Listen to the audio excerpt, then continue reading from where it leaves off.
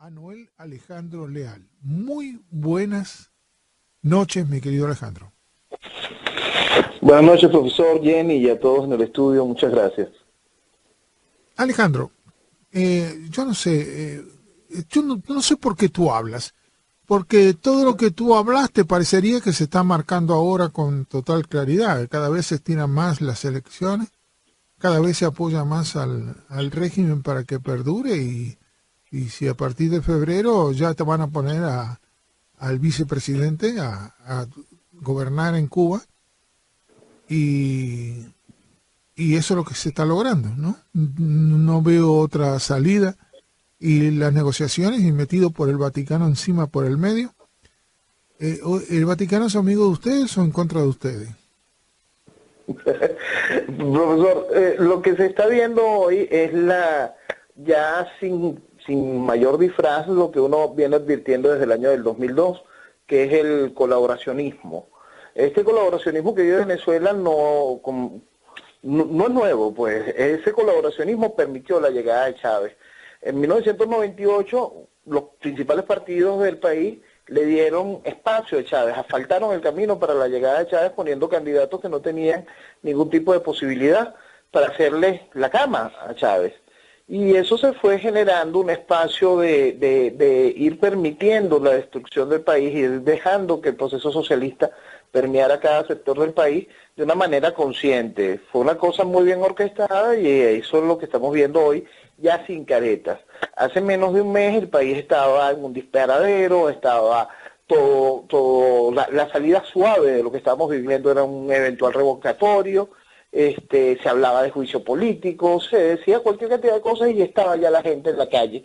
Pero tal como advertimos en su momento, la oposición iba a encontrar una manera de enfriar todo, de volver a adormecer el país, de hacer que todo volviese al cauce de las necesidades del gobierno, que las necesidades del gobierno iban primero. Y llegamos a este ridículo de un nuevo diálogo, y este diálogo con este ridículo resultado, donde de nuevo el país no entiende qué sucedió, pero lo que sucedió es más de lo mismo. Son eventos repetidos. Venezuela vive un déjà vu constante de traición tras traición y todavía no termina de despertar esa realidad. Ya la semana que viene comenzará de nuevo el show. Ya los voceros de la oposición dicen que se acabó la tregua, que el gobierno no ha cumplido con lo pautado en el diálogo, como si hubiese el gobierno asumido algún compromiso en el famoso diálogo. Y volveremos a intentar acelerar un poquito el país, pero con el gran logro cometido, que es con el país golpeado, con el país cada vez con la esperanza más perdida, con un país con cada vez menos liderazgos serios y con un país más pisando sobre fango y no pisando sobre nada sólido. No tiene manera de hacerlo porque cada vez se hace más evidente que los que se dicen tus amigos trabajan para el enemigo, y es algo realmente sorprendente, porque dentro de ese gran vacío que logró generar el régimen junto con su oposición colaboracionista, fueron secando las posibilidades de que nacieran nuevos liderazgos, de que existiese una alternativa real de país. Lo que estamos viendo hoy en día no es más que la repetición de lo vivido, pero cada vez más gente se está enterando de que esa es la realidad. Ahora, yo tengo una pregunta. Ajá. Mi querido Leal, el gobierno es socialista, lo dicen. ¿Sí? Ahora, los de la oposición también son socialistas, ¿no? Sí, lo admiten con toda felicidad. Venezuela es el país que tiene más partidos inscritos en la Internacional Socialista, desde el tradicional Acción Democrática, que ha sido gobierno en varias oportunidades durante la época de la pseudodemocracia que vimos del 58 hasta la llegada de Chávez, hasta Voluntad Popular, que es el partido de más reciente data, ya se inscribió en la Internacional Socialista, que hay una costumbre por esa comunión ideológica gobierno y oposición. Ahora, yo me voy a preguntar, los socialistas en la mayoría del mundo, cuando son dictadores como son en Latinoamérica, que son la mayoría delincuentes, ¿no? Bien notorios. Yo me hago esta Sí. pregunta, ¿a dónde va Venezuela? ¿A dónde va? ¿Hay alguna otra alternativa o algún otro grupo de personas que que vayan hacia el mundo moderno o seguimos todavía hundiéndonos en el fango socialista? Sí hay gente nueva, gente con gran visión de despegue, gente con ideas de libertad, gente con ideas de futuro. Lo vemos en organizaciones como la reciente Rumbo Libertad, lo vemos en el Movimiento Orden, el nacimiento de Rumbo Libertad nace de Venezuela Futura. Hay ideas y gente con altísima capacidad, gente con mucha fuerza y con visión de futuro de Venezuela. Pero esa gente no se le prestan los micrófonos en el país. Aquí el país se presta aún tribuna y espacio a los mismos dinosaurios de la política eterna, o a los jóvenes que piensan como dinosaurios o siguen las funciones del dinosaurio, o los que siguen levantando las banderas del Che o de Allende. No se les quiere dar el espacio a la libertad y al futuro. Es una cosa realmente difícil. Venezuela necesita salir de nuestro establishment político, comunicacional y cultural. Tiene que echarse a un lado para dejarle el espacio a la construcción del futuro y del mañana. Poder rescatar a Venezuela no es tan complicado si entendemos que hay que dejar atrás un sector del país.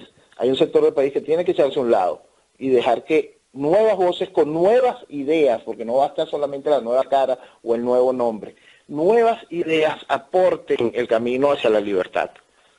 Ahora, Sí hay ya bien, Alejandro, pero yo tengo una pregunta. ¿De cuánto tiempo estamos hablando? Es un proceso de un día para otro, y es un proceso que tiene tres variantes principales que tenemos que entender. Una, el dejar de mentirnos, saber que no vivimos en democracia, que no existe posibilidad de vía electoral, pacífica, constitucional, toda esta pendejada a la que la oposición vive adormeciendo al país. La segunda, entender que ese nacimiento de esta gente que está que ya despertó, que viene con estas ideas frescas, se logra unificar bajo un liderazgo. Ese liderazgo tiene que tener cara por fin y tiene que poder avanzar sobre eso y tiene que poder aglutinar eso. Y lo tercero, que es quizá la parte más difícil de comprender, es que todo el mundo tiene que tener una nueva ambición, la ambición de libertad. Cuando ese liderazgo tenga la luz suficiente, que eso puede ser de un día a otro, y exista dentro del proceso militar la facción que tenga la ambición necesaria para conquistar y criar el país, en ese momento Venezuela cambia. Es como si usted volteara una moneda y usted verá todo el país plegado hacia esa nueva cara de la moneda. Va a ver a ese país buscando esa esperanza de libertad y movilizado tras esa esperanza de libertad. Pero ese tercer factor quizás es el que yo considero más importante. Si no despertamos la ambición de libertad, si no despertamos esa ambición de país en gente de uniforme y en gente civil, si no despertamos, si no hacemos entender lo que vale Venezuela y luchamos por ella, no vamos a poder conseguir ese cambio. Pero en el momento que eso suceda, es un cambio de un día para el otro. Ahora, yo tengo esta pregunta. Estamos hablando de la posibilidad que la fuerza para controlar las manadas humanas, que serían las Fuerzas Armadas, para imponer una cosa hasta que la cosa marche. Porque sí, yo no creo que se pueda mantener a toda la gente hambrienta, y en eso, por más que haga lo que haga, todo va a ser malo, porque a ellos le va a llegar, no le va a llegar las cosas. Se requiere su tiempo para que eso acontezca. Claro. Nosotros ya vivimos experiencias similares, mal manejadas en su momento. En el 58, después de que fue puesto fin el gobierno del general Marcos Pérez Jiménez, el presidente de la Junta encargada, el almirante Wolfgang Larrazábal, estableció una serie de planes de emergencia nacional. Esos planes de emergencia fueron conducidos, por supuesto, por la Fuerza Armada. El resultado en general no fue positivo por la parte de la parcialización política, y en realidad la tan emergencia nacional no fue tal como si la comparamos con la realidad que vivimos ahora. Pero la capacidad de respuesta existe, y la capacidad de poner el país poco a poco a caminar, y más si tiene una nueva visión de desarrollo, es rápida. Contrario a lo que pueda suceder en distintos países latinoamericanos, Venezuela tiene el músculo financiero, y ese músculo financiero nos da la oportunidad de volvernos a poner en los patines rápidamente y construir.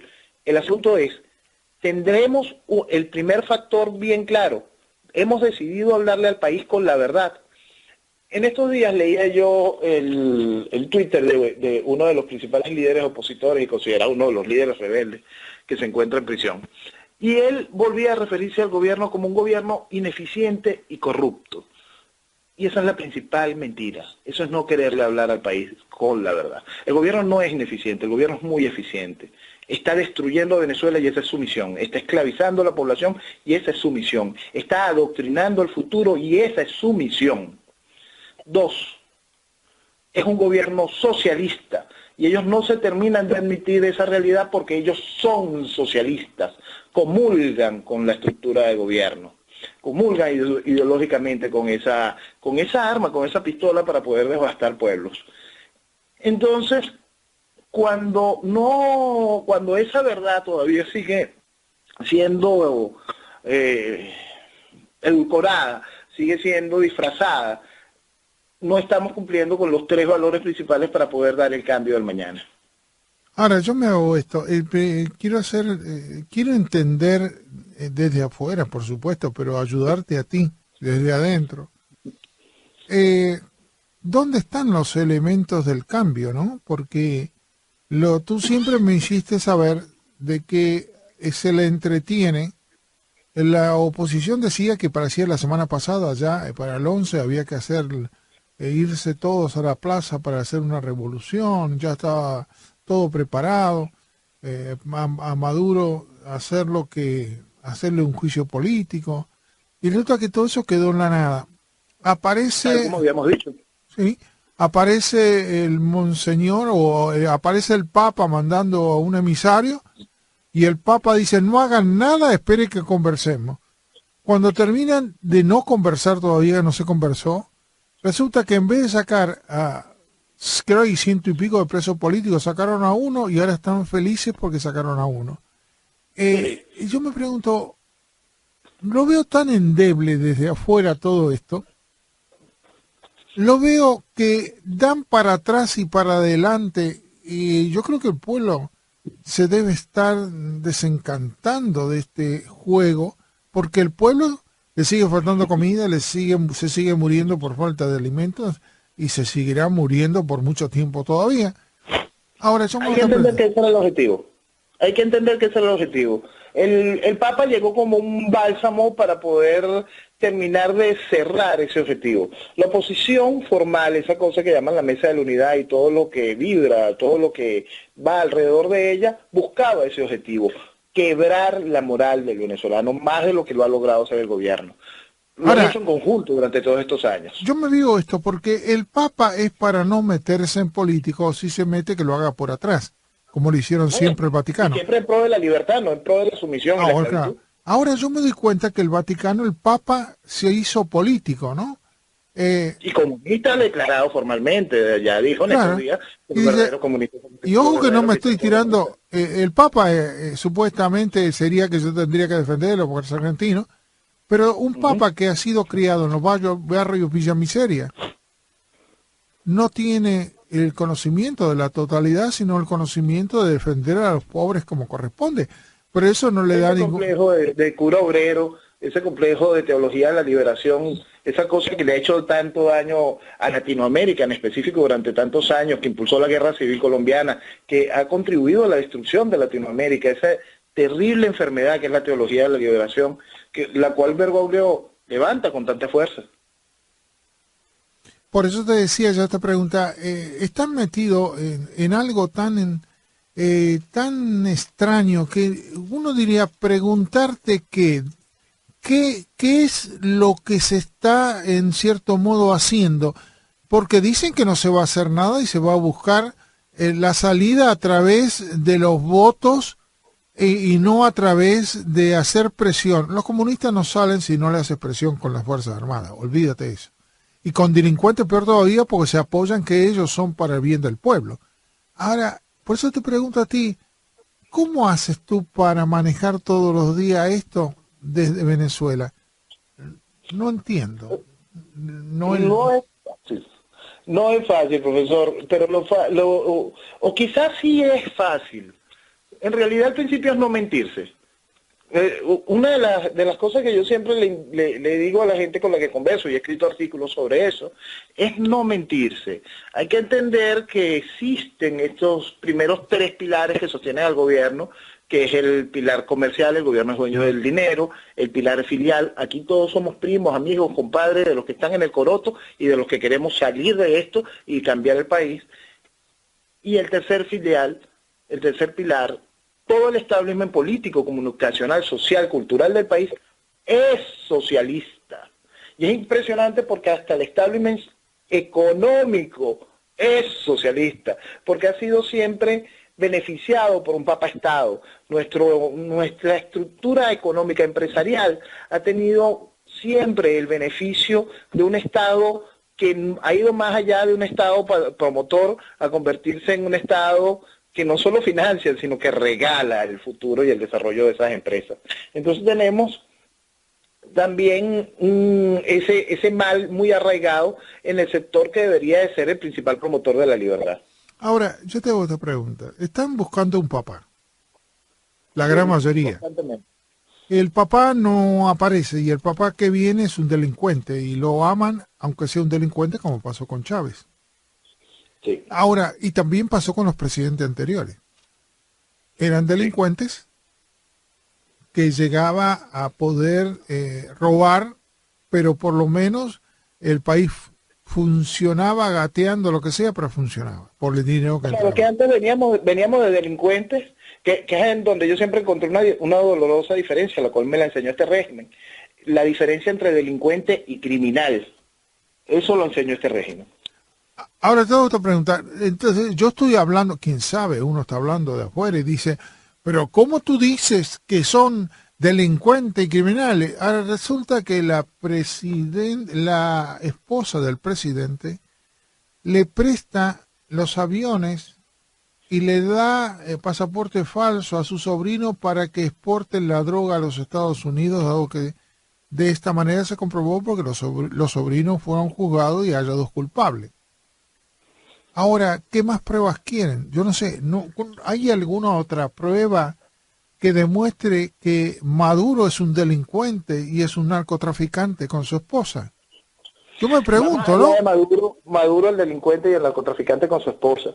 En la Secretaría del Tesoro, desde el año 2008, hay un afiche. Ese afiche muestra al hoy gobernador del estado Trujillo, quien fue ministro de la Defensa y ministro del Interior, al hoy gobernador del estado Cojedes, que fue 2 veces ministro del Interior de Venezuela, y al hoy diputado, que fue director de inteligencia militar durante casi 10 años, todos los 3 fichas de Chávez, los 3 personajes muy cercanos a Hugo Chávez. Ese pequeño afiche está ahí en la Secretaría del Tesoro marcando que son las piezas que lavan y establecen las rutas de droga de las FARC en Venezuela. Nosotros somos un narcoestado.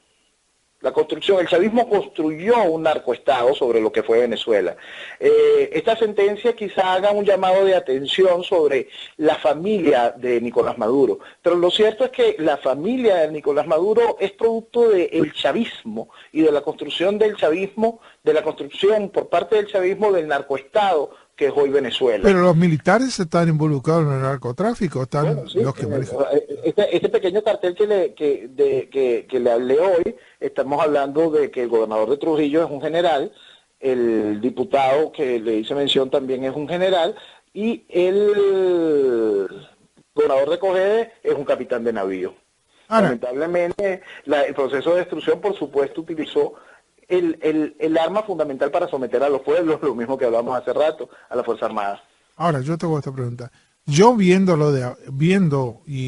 esta situación, Venezuela es el país que le conviene a los capitales sin escrúpulos, que hay muchos, o de venezolanos que vuelvan a Venezuela porque se van a hacer multimillonarios y van a conseguir cosas, se van a hacer multimillonarios porque en Venezuela se compra cualquier cosa por monedas.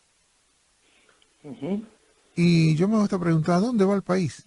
Por eso te preguntaba si tú tienes alguna, o me podés aportar alguna idea, si dado que un militar está diciendo y se pone en contra de los militares y lo dejan hablar, va a ser una variante del socialismo de los militares. Es que la gracia está en no hablar, la gracia está en accionar. Hace mucho tiempo, cuando uno tenía algún tipo de eco dentro de la estructura militar, uno intentaba enviar un mensaje diciendo, dejen de pronunciamientos y dejen de estar diciendo cualquier tontería de lo que piensen hacer y háganlo. ¿Por qué? Porque el gobierno sabe lo que está haciendo. El gobierno infiltró todos los estamentos, tanto militares como civiles. El gobierno penetró todas las estructuras. Uno de los grandes logros de Fidel y de este proceso neocomunista que estamos viviendo es que lo primero que hizo Fidel fue controlar la oposición, aún antes de controlar la Fuerza Armada, aún antes de controlar el sistema electoral. Lo primero que hizo fue controlar a la oposición. Eso es lo primero que dominó y controló. Después vino el otro proceso, a través de un proceso de corrupción, a través de un proceso de prebendas y la construcción del narcoestado logró tomar el control del aparato militar. Dentro de eso que sucede dentro de la Fuerza Armada, por supuesto que existe ese dejo socialista y revolucionario que está minando el país desde hace años. La penetración cubana, la penetración ideológica que generó Cuba en Venezuela tiene años. Hubo distintos movimientos dentro de las Fuerzas Armadas. Pero es muy importante recordar que Venezuela fue de los pocos países que militarmente acabó con la guerrilla. Venezuela tuvo su guerrilla castrocomunista en los años 60 y 70 y la misma fue exterminada militarmente. Desgraciadamente, en el primer gobierno de Rafael Caldera se generó una pacificación, como la pacificación que Santos le quiere echar a Colombia, lo cual le dio la posibilidad de vestir de democracia a una serie de criminales que habían regado con sangre la joven democracia venezolana. Esos criminales llegaron a diputados y todavía tienen hoy grandísima influencia dentro del gobierno y de la oposición. Hoy son gobierno y son oposición. Entonces, eso ha venido contaminando. Esa es el principal fuerza que logró Castro allí. Volviendo a lo militar, ese proceso militar, no podemos olvidar eso, que lograron eliminar militarmente a la guerrilla y que el militar viene siempre con una formación antagónica a la izquierda. Lo que pasa es que el carisma que logra tener alguno de estos personajes logra colocarlos siempre como en las ventanitas, en las partes de salida. Vamos a decir que son más hombres de feria, de circo, de show, son muy buenos animadores y logran transmitir su mensaje. Y el mensaje más serio, el mensaje más coherente, el mensaje que requiere la principal fuerza que soporta la libertad, es decir, el mensaje de la responsabilidad, no es algo que sea atractivo para la gran mayoría del venezolano, tenga o no uniforme. Mira, yo tengo algo que de lo que en Venezuela pasa. Yo tuve experiencias y lo conté una vez o dos veces. No quiero ser repetitivo ni por mandarme a la parte, ni ninguna razón. Venezuela estaba siendo custodiado porque PDVSA había que cuidarla para que no sea tomada por los socialistas. De esta manera, vamos a poner claro, los Estados Unidos estaba controlando esa situación. Y tú me dices, pero ¿y tú cómo vas a decir que estaban controlando? Y sí, porque yo cené en la casa del que era el de la revista Hola Internacional, y habían invitado a comer a un ingeniero de PDVSA. Estaba sentado al lado mío y empezamos a charlar, empezamos a terminar de comer y empezamos a poder a sincerarnos en algunas cosas más. Y al lado había un hombre vestido de azul. Le digo de azul para dar una mentalidad, ¿no? Y cuando pregunto quién es ese hombre de azul era un agente norteamericano, que lo habían invitado a este ingeniero de PDVSA a conocer los Estados Unidos, en cierto modo, para influenciarlo, por supuesto, de que haya una política parecida a las condiciones que tenían los Estados Unidos. Me lo dijo él a mí, no estoy inventando nada. Por consiguiente, la deducción está que Estados Unidos se estaba analizando o preparando a los futuros políticos venezolanos. Como lo han hecho en todas las naciones. Ah, ok. Entonces no estoy hablando pavadas, sino estoy hablando porque se notó en ese momento y lo vi a esa gente y lo vi a este señor. Ahora, yo me hago esta pregunta. Porque después fueron sacados muchos de estos agentes, se retiraron porque a través del lío, ¿te acuerdas? De las drogas, de este señor que enjuiciaron y todo lo demás. De esta manera, Estados Unidos se fue un poquito desligando de llegar a manipular como hacía, por ejemplo, como hacíamos en Panamá con la escuela paramilitar de toda Latinoamérica, ¿no? Ahí no se le enseñaba a apoyar a los comunistas en absoluto, pero Para nada. entonces estamos ante otra influencia que fue retirada o cerrada. ¿Quiere decir que los latinos no pueden pensar por sí mismos porque se meten, no piensan más? Yo no sé, me hago esa idea, ¿no? Daría la impresión que es eso. Por sí mismo. No, no es cuestión de que o los latinos piensen o no por sí mismos, sino que hace años venimos con una carga de influencia realmente salvaje. Es ese marxismo cultural que ha venido penetrando cada espacio de la sociedad y ha sabido colocar todo tipo de instrumentación para poder entrar, ¿no? Venezuela por lo menos es un país que ha sido cultivado musicalmente mucho por la salsa, esa música, y las letras de las canciones de Rubén Blades marcaron una sociedad. Entonces aquel cuento de el tiburón rondando las costas de Latinoamérica, ese malo tiburón que es los Estados Unidos, y no le poníamos el ojo suficiente a la ballena. La ballena también hizo daño y penetró y trajo toda la guerra centroamericana y trajo todo este proceso. Y Fidel ha sabido manejar muy bien ese marxismo cultural y ha penetrado ese espacio. Por supuesto que el hegemón, el policía del mundo, los Estados Unidos, tenía su propia labor y en su propia labor tiene que ir convenciendo, tiene que ir tirando brasas a su sardina, tiene que ir haciendo su espacio político. La libertad de los pueblos latinoamericanos es y será siempre, igual que cualquier otro pueblo que no es una superpotencia, será dictada un tanto por la influencia que ejerzan las potencias en ellos mismos. Es una cosa que es natural. El asunto es que vamos a arrimarnos hacia las potencias que nos ofrezcan algo de futuro, progreso, desarrollo y libertad. No nos vamos a arrimar hacia los que nos prometen esclavitud, pobreza, adoctrinamiento, tristeza, desolación. Y eso es lo que ha pasado. El latinoamericano vive con un complejo de que lo que ha hecho es traerle desgracia, nunca con una visión de futuro, desarrollo y progreso, sino con una visión igualitarista, retrógrada y empobrecedora. Y esa es quizá la receta de Latinoamérica de la cual Fidel ha venido alimentándose, la ha alimentado y le ha dado el éxito que ha tenido durante tantos años. Porque yo te digo, es muy duro lo que voy a decir y es muy probable que la vaya a pagar, pero la gente de Latinoamérica está adoctrinada en el comunismo, en el socialismo. Y no está adoctrinada porque razona, sino lo programan de chiquitito.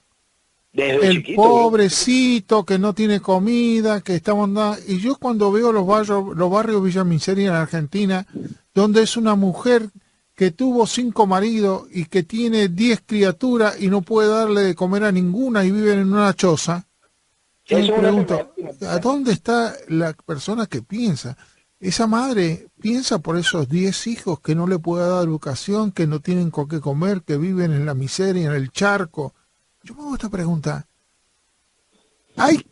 ¿Cómo haces para esos cientos de personas que todos los días van siendo mayoría? Para cambiar una idea de un país evolucionado. Yo creo que se va para atrás en vez para adelante, porque no se le puede dar a todas esas criaturas escuela, en una casa que no paguen, la mujer que no trabaje, porque con tantos hijos que va a trabajar, todos los niños enfermos, porque vienen malnutridos. Digo, ¿cómo van a hacer eso en un tiempo que viene, no?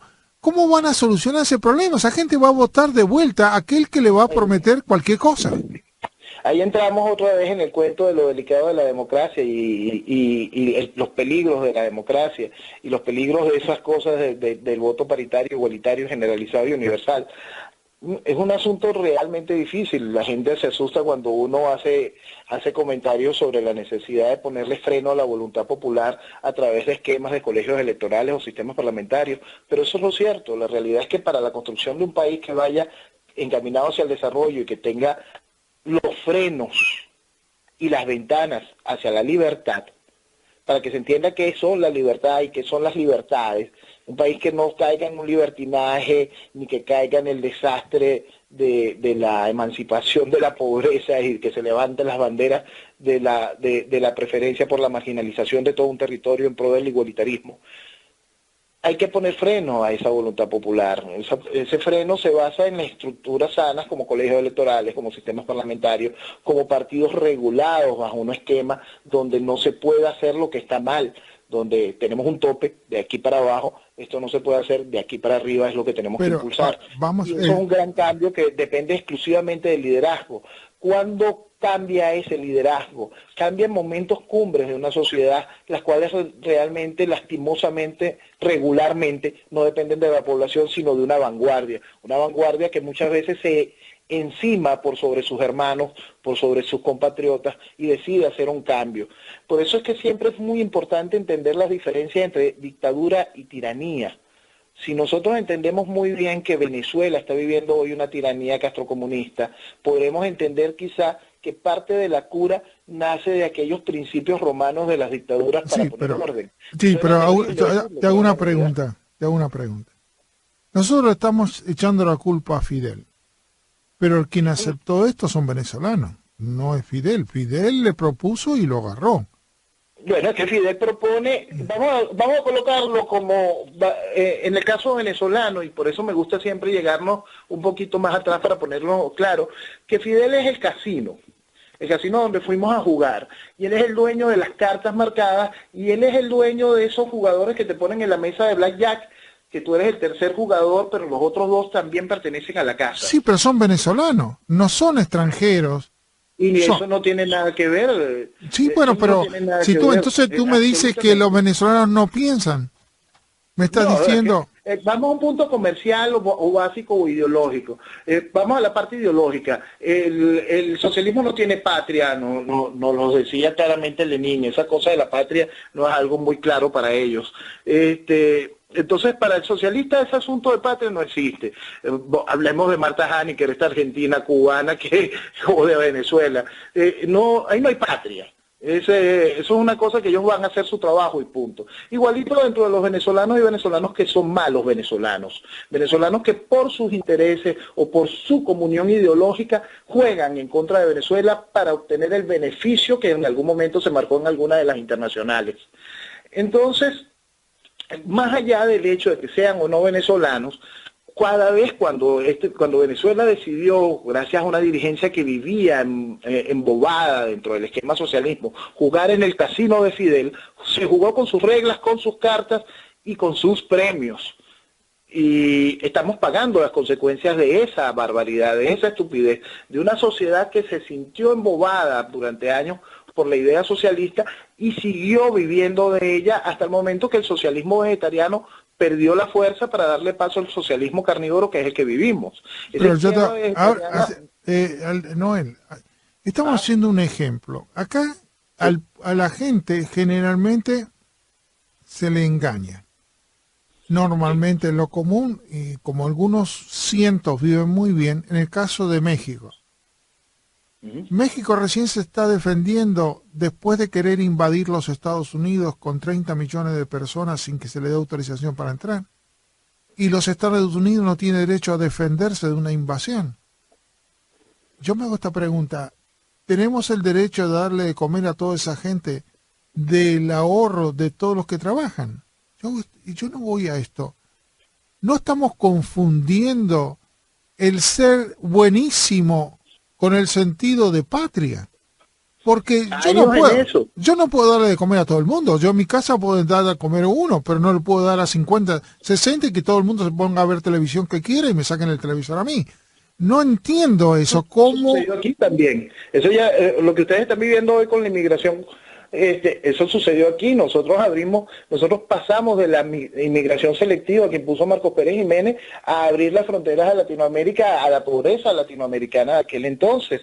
Nosotros sufrimos un proceso de invasión por parte de una sociedad que estaba desesperada en sus países. Hoy que al venezolano le toca emigrar, se encuentra con el rechazo ya del panameño, con el rechazo del chileno, después de que nosotros nos tocó en su momento abrirle las puertas a todos los latinoamericanos en general, latinoamericanos que convirtieron ese mismo, que hicieron la Venezuela de hoy, para bien o para mal. Entonces, hoy el venezolano rechazado en los países, pues le tocó por primera vez al venezolano ser emigrante y no ser la cuna de la libertad que fue durante tantos años. Este ciclo constante en la que vive Latinoamérica, que no termina de perfilarse hacia el desarrollo y el futuro, tiene ese común denominador, que es el socialismo. No tenemos siempre políticas de gobierno y nunca políticas de Estado. Nunca nos trazamos la meta de desarrollar nuestros países porque los mismos amigos que hacen gobierno, disfrazados de gobierno y oposición en cada uno de nuestros países, no tienen la visión de desarrollo y futuro, mientras sea la marca política. Lamentablemente, ahora, yo hago esta pregunta. Noel, ¿Ah? yo me hago esta pregunta. Aquí en Miami, cuando suben los políticos latinos, entran a hacer política del tercer mundo en vez de hacer una política norteamericana. Y destruyen, por ejemplo, en el caso de Miami, nos transformamos en un país del tercer mundo en vez de ser una ciudad norteamericana en el peor lugar para vivir. Yo hago esta pregunta, ¿está mal que Estados Unidos tome su lugar y no se deje invadir? No porque la gente que venga, no, es que ya están programados para ser así. O sea, una persona que está acostumbrada a vivir en un barrio de Villa Miseria no va a ser una casa con columnas y todo lo demás, porque no tiene esa meta, ni ese tiempo, ni puede hacerlo. Tampoco le puede dar educación a 10 niños en los Estados Unidos porque venga inmigrante de otro lado. Van a vivir todo en la pobreza. Si no, van a tener que pagar los otros norteamericanos la educación de toda esa gente. Y es muy difícil que en una sola sucesión de vida, porque lo que le están enseñando a sus propios padres es su propia forma de ser. No le están enseñando una forma norteamericana para vivir. Y más cuando viven en los guetos de cada uno de los países. Siguen teniendo la característica en comida, en forma de pensar, en forma de moverse, en los negocios de la categoría donde venían de sus propios países. No hay criterio que se puede deteriorar una sociedad.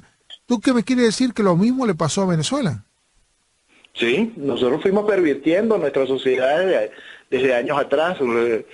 La Venezuela de hoy, como le estoy diciendo, para bien o para mal, es también consecuencia de no haberle puesto freno a lo que estaba mal en su momento.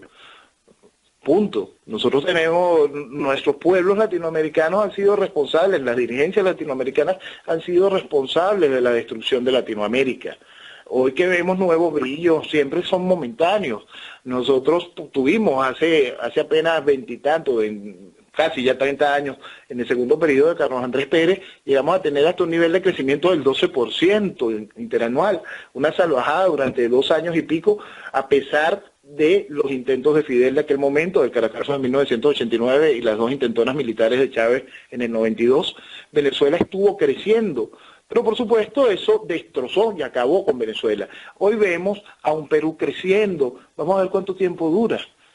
Hoy vimos el brillo extraordinario con el que dejó Álvaro Uribe Colombia, el cual comercialmente Santos lo ha sabido mantener, políticamente Santos le está enterrando, pero esas oportunidades, el brillo mágico que logró Chile en los años de Pinochet, que fue tan gigantesco que durante todos los años de la concertación no pudieron destrozarlo, pero ya Bachelet está haciendo lo posible por acabar con Chile.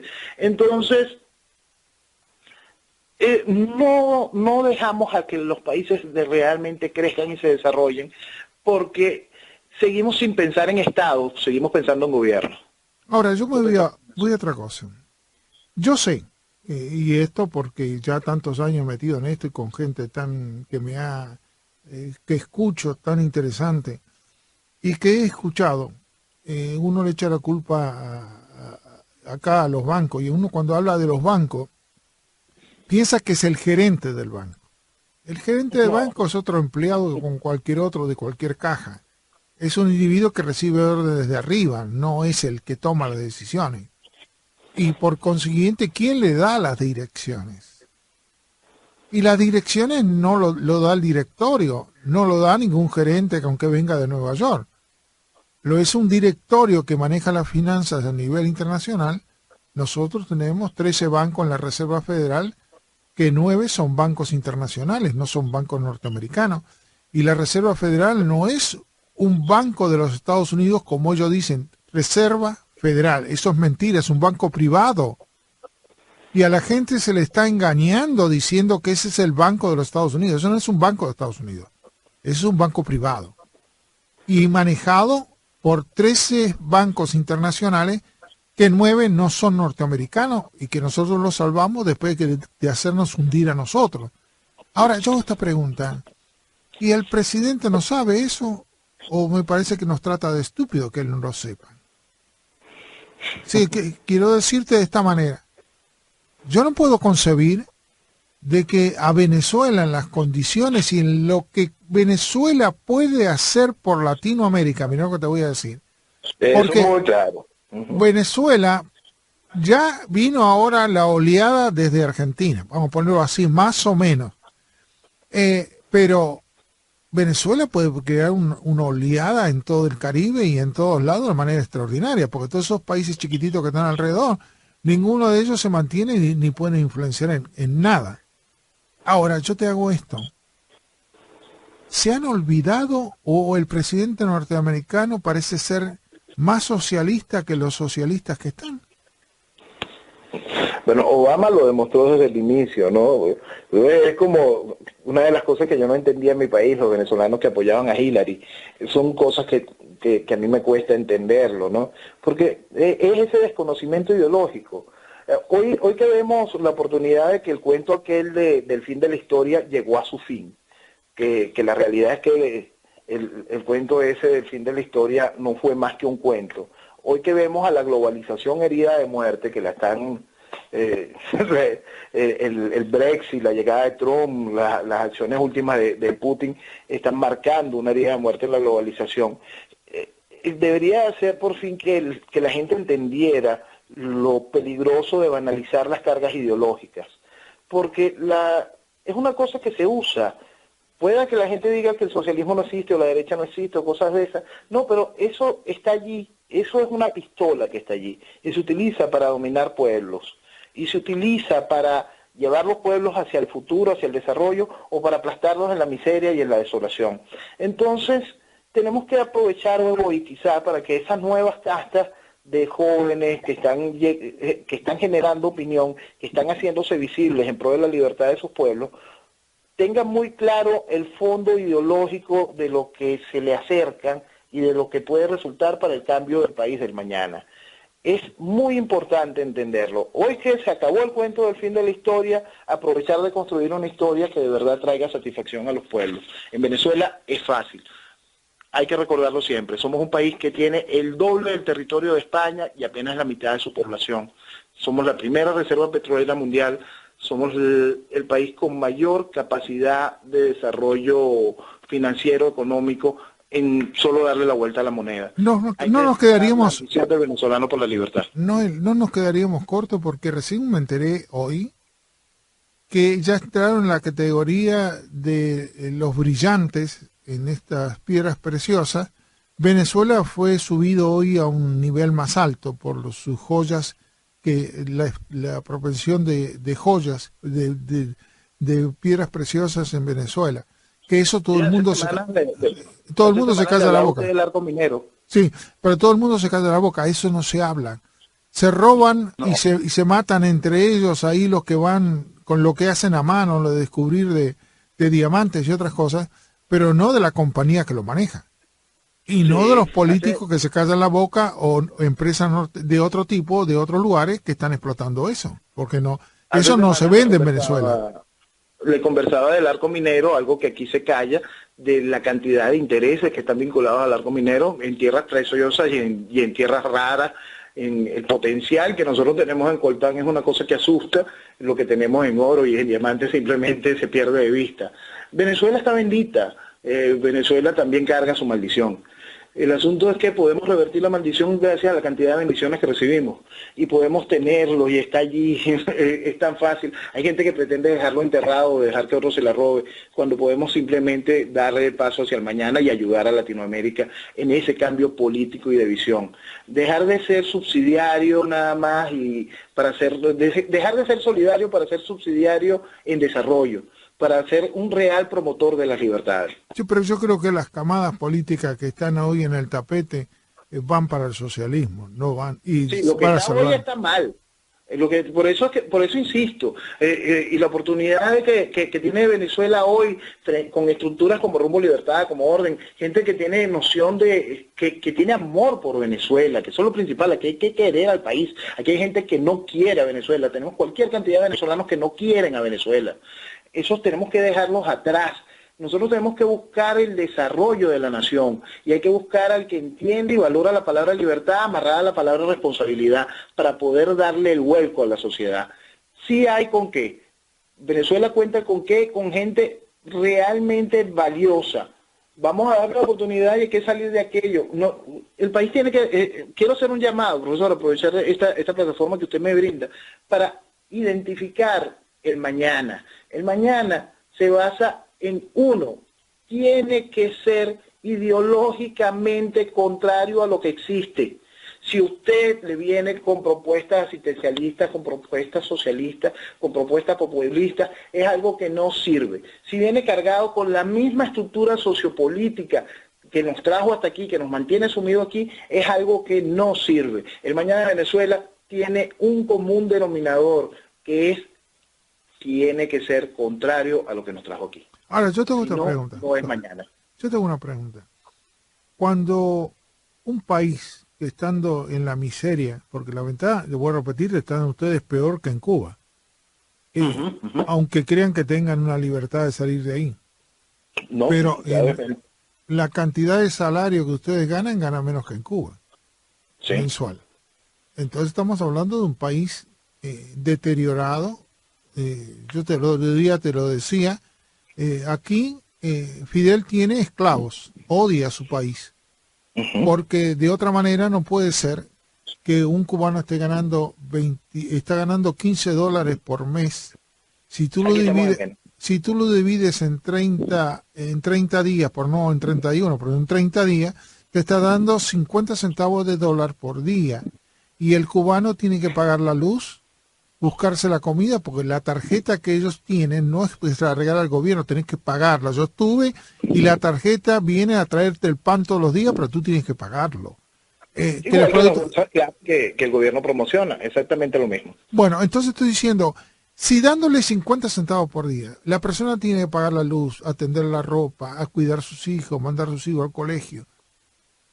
Yo acá un esclavo en Estados Unidos me saldría mucho más caro que el salario que yo gano. Mientras que tenga que darle un seguro, tenga que darle techo, tenga que poner un televisor, tenga que ponerle médico. El esclavo me sale una fortuna. Y a Fidel le sale 50 centavos por día los esclavos que tiene de millones de personas. Ahora yo me pregunto, ¿cuánto te sale un venezolano en Venezuela? ¿Es tan peor que el esclavo cubano? Sí, un poco menos. Lo que pasa es que aquí todavía vivimos ciertos beneficios de subsidios absurdos como el ridículo precio de la gasolina. Recuerden, profesor, al principio del año yo le hablaba de que Venezuela había subido la gasolina de 95 octanos un 6.000% y seguía siendo la gasolina más barata del mundo. Entonces, por supuesto que ahora volveremos a subir la gasolina, la cual se verá depreciado porque la inflación seguirá creciendo y todavía seguiremos siendo la gasolina más barata del mundo.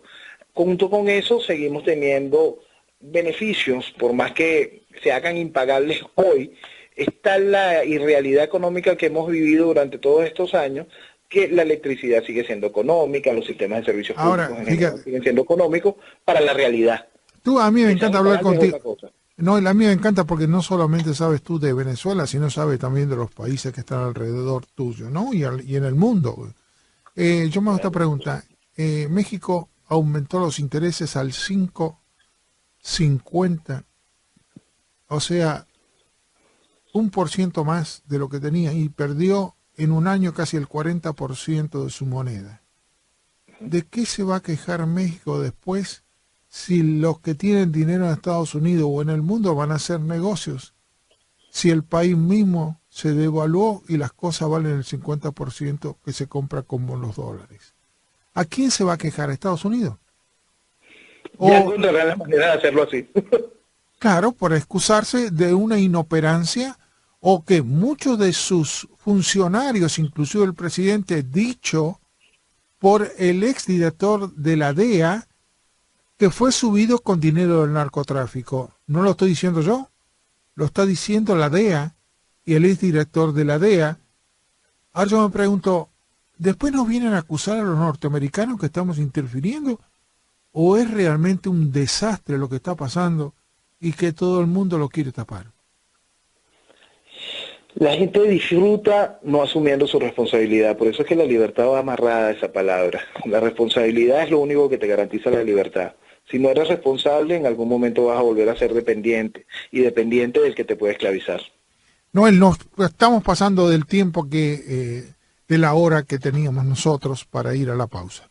Mira, yo no sé qué decirte. Yo te agradezco porque tú me estás informando de cosas que no tengo la posibilidad de ir a verlos previamente y aparte de comunicarte con toda tu audiencia, que es espectacular. Y es una lección que están dando ustedes, los venezolanos, porque se están comunicando por internet mejor que cualquier otro grupo de cualquier otro país. Ustedes lo están haciendo y lo usaron, el avance de la tecnología. Así que un abrazo y un beso para todos los venezolanos y esperemos que de alguna manera algo se pueda estar contribuyendo a la Venezuela libre. Ojalá que sea muy pronto. Gracias. Y así lo lograremos, buscaremos nuestra libertad, la conseguiremos y podremos hacer ese aporte fundamental para el desarrollo de Latinoamérica del cual hablábamos. Un abrazo grande para ti. Un abrazo a todos. Gracias.